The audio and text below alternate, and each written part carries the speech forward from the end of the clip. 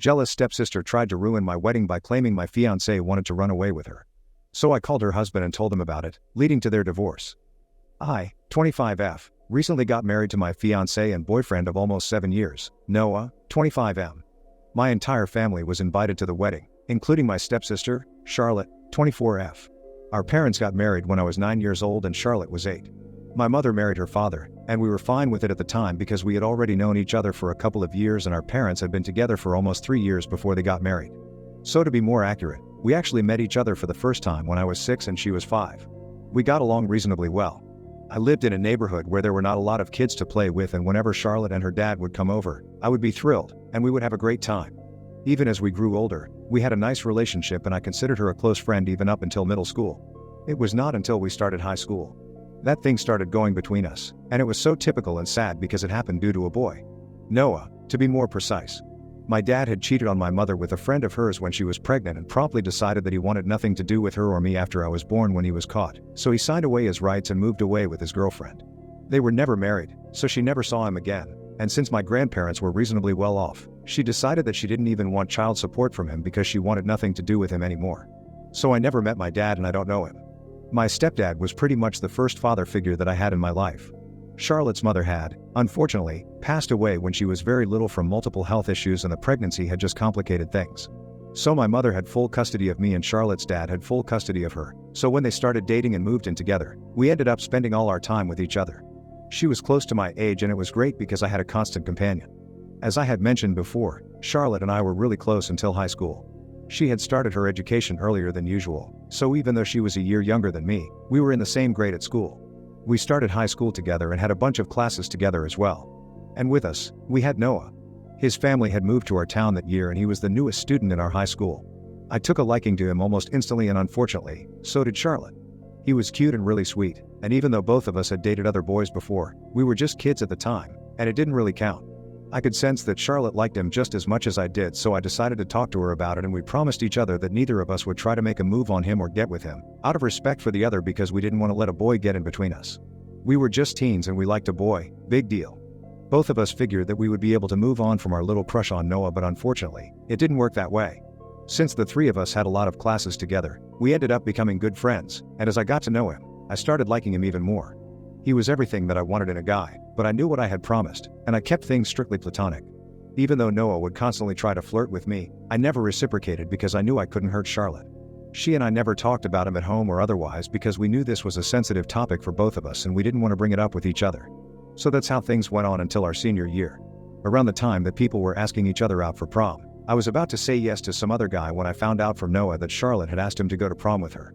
He had confronted me when I was on my own and told me that Charlotte had not only asked him to go to prom with her, she had also confessed that she had feelings for him and wanted to be more than friends.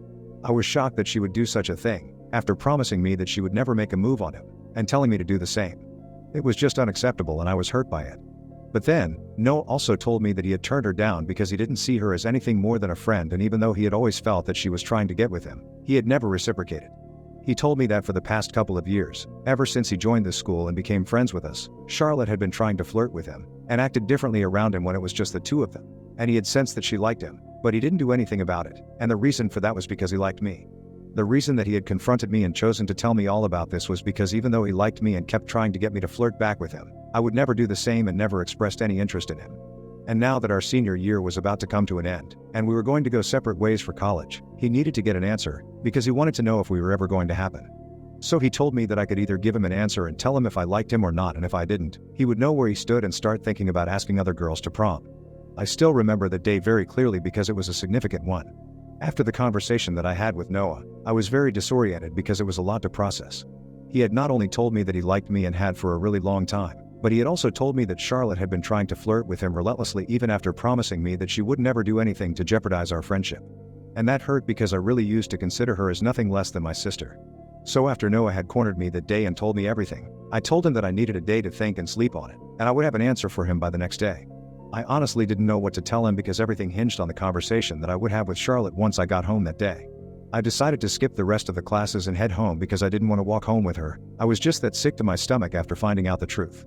Once I got home, I waited for her, and when she came back, she was very casual about everything and acted as if nothing had happened.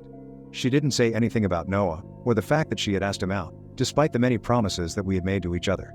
So I brought it up and decided to confront her and get to the bottom of this. I asked her if it was true that she had asked Noah out for prom and confessed her feelings, and she immediately got real defensive about it and told me that it was none of my business because that was between Noah and her. But you see, it was a lot of my business because she had promised me that she wouldn't do anything of the sort, and had made me promise that I wouldn't try to get with him either. So for ages, I had been suppressing my feelings for him while she had been making move after move on him. And that was incredibly unfair because I honestly didn't just like Noah, I'm fairly certain that I was in love with him by that point. And it wasn't easy for me to just continue, ignoring all his advances for the sake of my relationship with Charlotte. I didn't want to hurt her, and I had prioritized her feelings over mine, only to find out that she was not willing to do the same for me. So when I confronted her, we got into a really nasty fight, and I made up my mind that I was going to go out with Noah. It was evident to me that Charlotte couldn't care less about my feelings, and I didn't see any reason for me to continue putting her feelings over mine anymore, because she had essentially told me, during the fight, that she had wanted to spare my feelings by making that promise because she knew that if it came down to it then Noah would obviously pick her over me. It was extremely arrogant of her to say that, and I was just done with her because she had betrayed me on the worst level possible.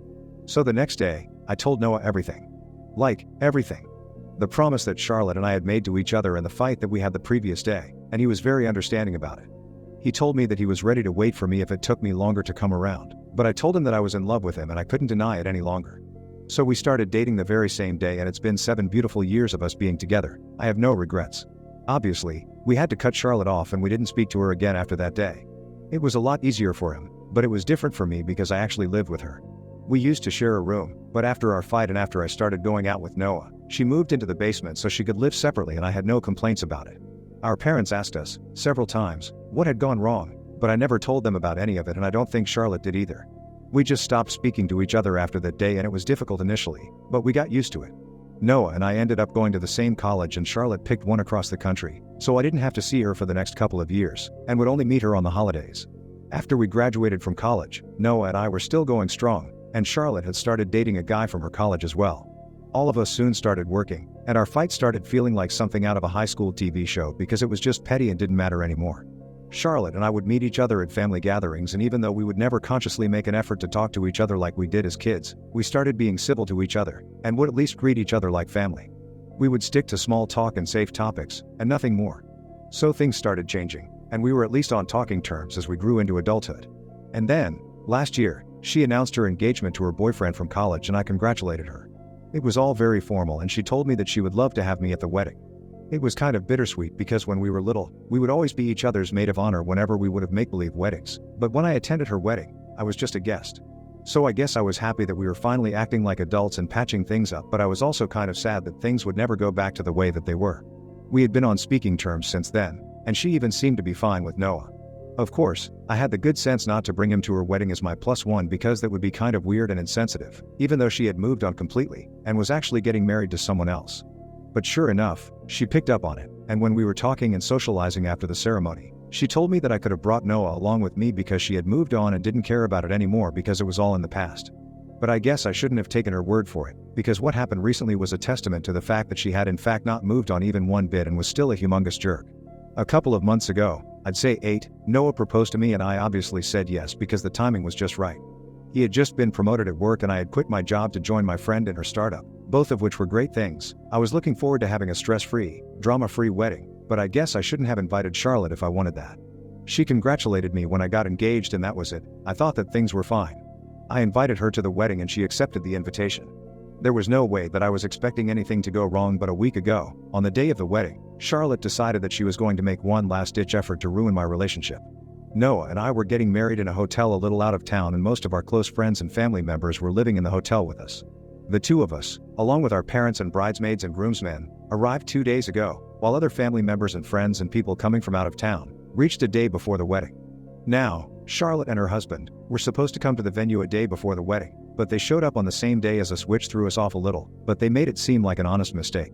And luckily, or maybe unluckily, the hotel did have some vacant rooms, so it worked out for them. I genuinely believe that Charlotte had made a mistake and didn't think much of it because I had no idea what she had up her sleeve.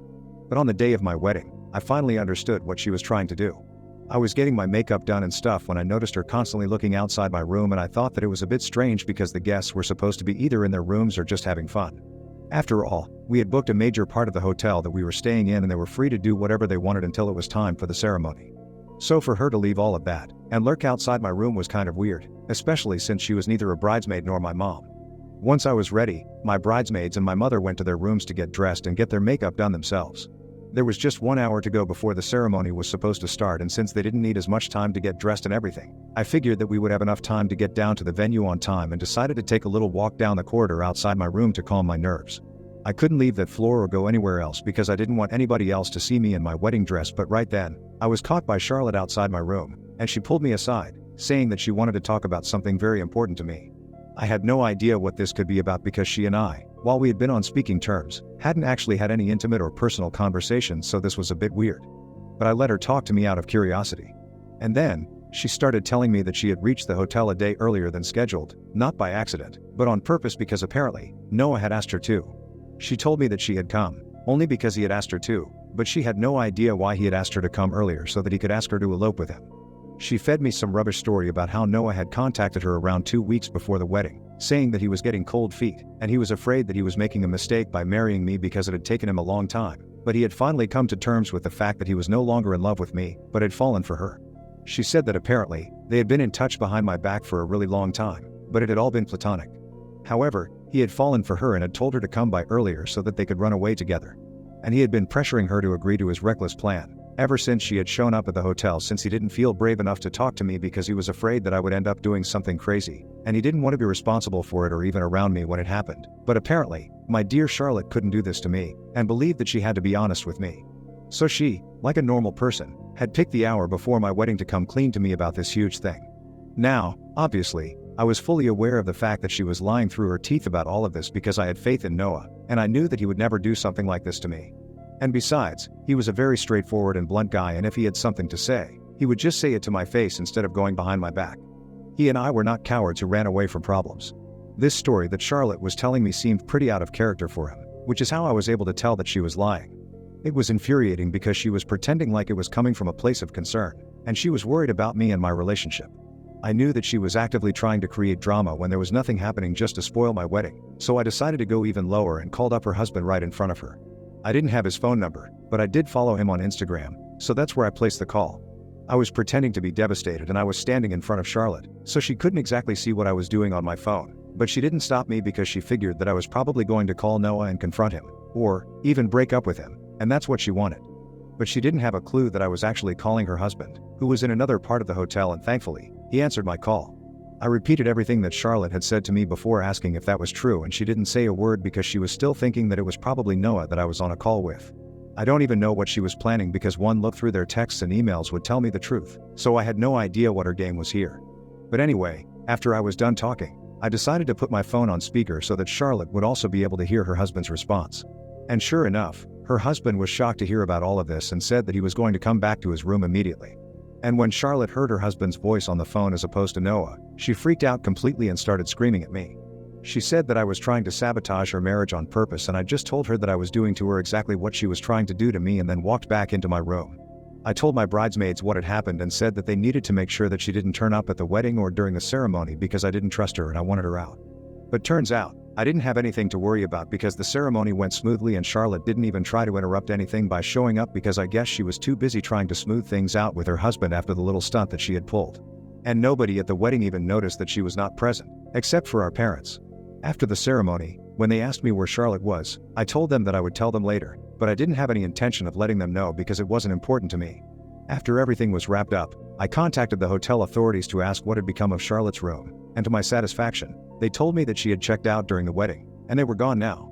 Nobody brought up anything in the aftermath of the wedding, and I was glad about it because I only wanted to enjoy being a newlywed without having to talk about Charlotte and her stupid little act. I did tell Noah about it and we had a good laugh afterward, but that was about it. However, it's been a week since then, and 2 days ago, we found out that Charlotte and her husband were separating. Our parents were the ones who informed me and said that her husband had apparently called them up and yelled at them about how awful Charlotte was and told them that they needed to come and get her because she refused to leave their house, and if she didn't go, he would call the cops on her.